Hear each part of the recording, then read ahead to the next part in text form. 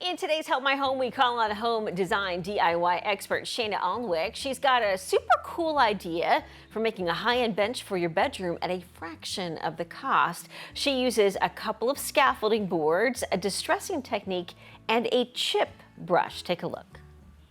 Watch as I turn these two scaffolding boards into the coolest wooden bench of my dreams. The first thing I did was remove the metal edging around the ends of the scaffolding board. I bought these new at the shop, so that's how they came. Then I took half of a scaffolding board piece that I cut down, I marked it at 39 centimeters, and I cut 4 of these, which are going to be the bench legs. Then I took the long piece of scaffolding and I cut it down to 4.5 feet. This is the length of the bench, and this will be the top piece. And that little extra piece that I cut off, I cut that down into smaller ones as well, and I'll show you why and how I use those later on. For this next part, you're going to have to trust the process, people. What I'm about to do now, I know a lot of people won't agree with, but I'm basically destroying my wood cuts. And I'm doing this because I want to distress the wood. I want to make it look 100 years old, really battered, and add a ton of character. So I'm chipping off the edges by using a screw that goes from top to the side, and I'm prying it off so it peels and chips all along the sides of these pieces of wood.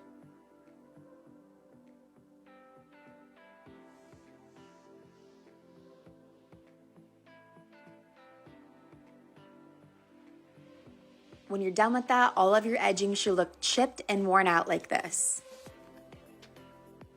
I then used my hammer to make a few dents in the pieces of wood, and then I took my multi-tool and I cut slits along the edges to make the wood look a little bit more cracked and used and worn.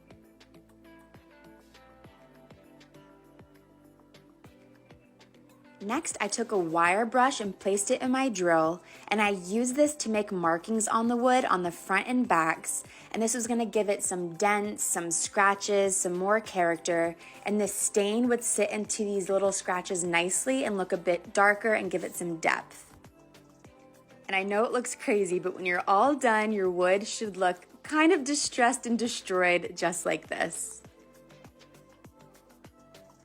Now this next step is probably the most crucial. As you can see, I really distressed this wood, so there is a lot of splinters and it doesn't feel even. So you have to make sure you sand this down till it's completely buttery smooth.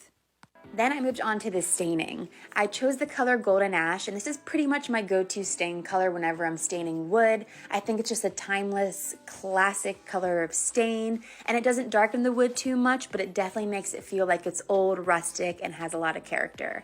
As you can see, that's the before of stain, and this is the after. Just look how much that stain brings out the character in these pieces. Just a little tip, whenever you can't stain hard to reach pieces, just get a chip brush and really work that stain into the cracks, and it really deepens and darkens them, and that's what adds this beautiful depth. Now when that's all done, the top of your bench should look like this. And I don't know about you, but this does not look like a new piece of wood to me. This looks like it has so much character now, it's so cool. Then I assembled the bench by using some wood glue to attach the two pieces of legs together. I used those little wood cuts as support brackets and nailed them in from the top and from the sides to stabilize the legs. I brought it upstairs to the guest room, and this is the final look, y'all. I don't know about you, but this looks like the coolest antique bench to me. This cost me less than 50 pounds, or I should say $60 to make. What do you guys think? I absolutely love it. Such a great idea. And when you see it, it's like fresh wood and everything, and then you think, Yeah. well, this thing's got to be at least 100 years old, and it's not. Yes. I love being able repurposing is something I've just started to get into, and so now I see things. I'm like, all right, well, what can I turn that into? And that's neat to see stuff like Plus, that. if you make something, it has a whole different 100%. feeling, right? Yeah, I agree with that. We are going to make sure, how about that, that you have a good show, and we'll have more of it after this.